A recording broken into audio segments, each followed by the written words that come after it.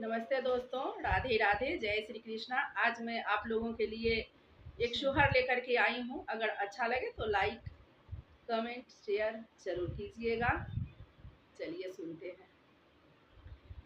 कहवा में जन्म ले राम त कहवा में कृष्ण जन्म से है ललना कहवा में जन्म से गणेश तीनों घरवा मंगल होला है ललना कहवा में जन्म से गणेश तीनों घरवा सोहर होला।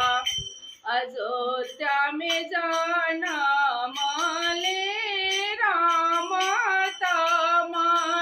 मथुरा में कृष्ण जन्म से हो ये ललना पर्वत पर मल गणेश तीनों घरवा सोहर होला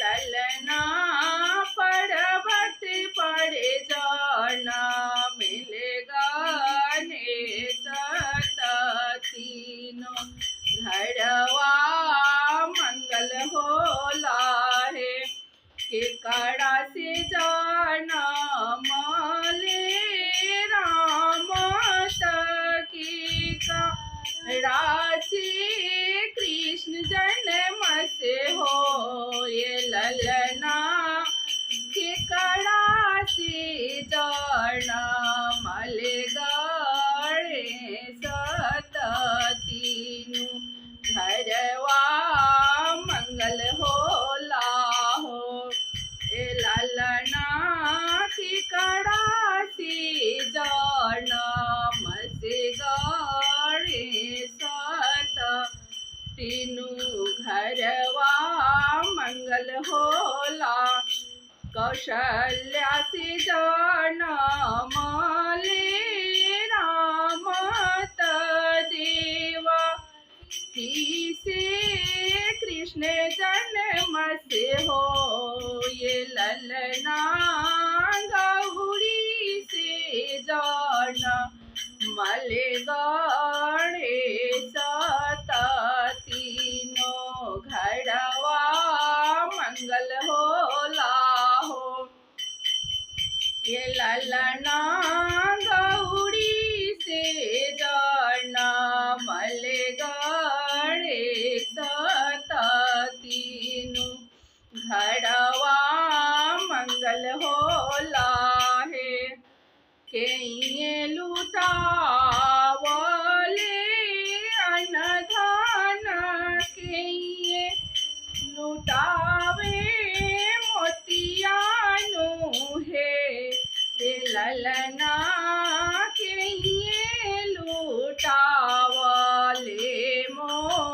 मोहड़वात तीनों घरवा मंगल होला है ललना के ये लुटावे लामो हड़वात तीनों घरवा सोहर होला है कौशल्या लुटावेली अनधन जशो मती मोतियान है ये ललना गौरी लुटावे लीमो हड़वात तीनों घरवा मंगल होला है ये ललना गौरी लुटावे